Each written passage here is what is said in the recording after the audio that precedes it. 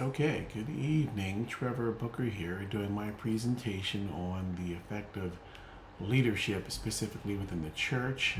But I think there's also a lot of crossover points to leadership, even in the secular place where I am now. So, effective leadership here, we're talking about the idea or concept that circumstances sometimes say go, but God seems to be saying stay. So that could be a situation where it's God's calling, but not His timing. And if we step outside of His timing and move into what He may be calling us to, but it's not the right timing, then I love T.D. Jakes' example of the pre-made baby situation. Sure, that baby may survive, likely will survive, but the trauma and tragedy for the mother, even the nurses and doctors, and all the process that has to be generated just to bring about that early birth certainly could have been avoided and would have been avoided if it could have been. So we need to wait on God's timing. And then circumstances where mentors, close relationships are saying stay, but we do need to go.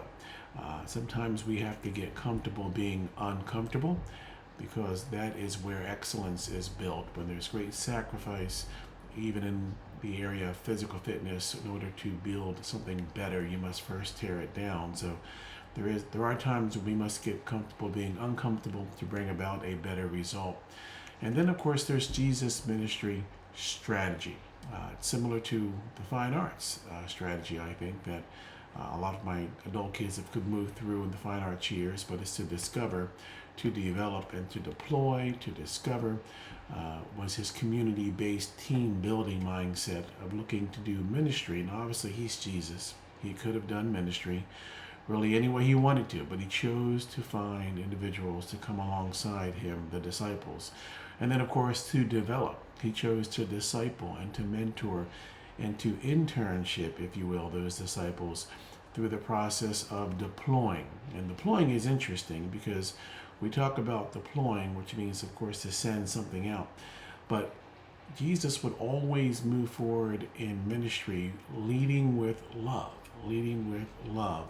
There's a phrase that we say in the corporate world that people don't care how much you know until they know how much you care, which means in order to build the credibility necessary to have an impact in people's lives, you must first have some kind of relationship on which, some sort of foundation relationship on which to build that credibility. And without that, people don't care so much about how much you know. And I love Jesus' strategy of, listen, I'm doing ministry first and you're watching me, and then we're doing it together, right? And then you're doing it, and then eventually I go, meaning I go back to the Father, and then I leave you the Holy Spirit to empower you to do ministry. So his idea of ministry was really to discover, to develop, and then to deploy folks into ministry was his idea of leadership development and ministry. And then, of course, there's godly leadership, which, of course, is God-sized love. So godly leadership is God-sized love. I'm going to use the 1 Corinthians 13, 4 through 8 as the basic premise of my point here, because love is patient. Patient even when things seem obvious to us. Having mentored and developed dozens of people over the last 20 some years in the financial services space, I know that at times things seem obvious to us, but not quite so obvious to others, and that could require a certain degree of patience, right? And then, of course, love is kind, even when our folks are harsh with us, right? That sometimes is the truth, but we still need to lead by example and be kind.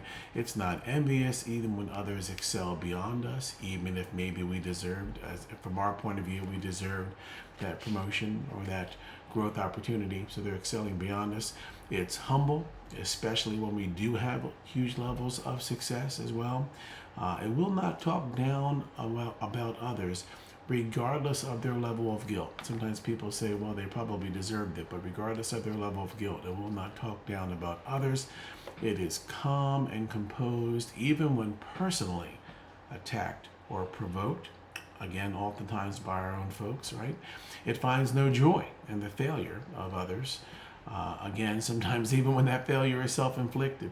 And it seeks to protect and to preserve and then to discover and develop the best in others in spite of, sometimes even to our own personal detriment. This is the definition of leadership in the corporate world. They just don't understand that it's coming from 1 Corinthians 13, 4 through 8, because godly leadership is the best leadership, and God-sized love is the way we lead with leadership. Thank you.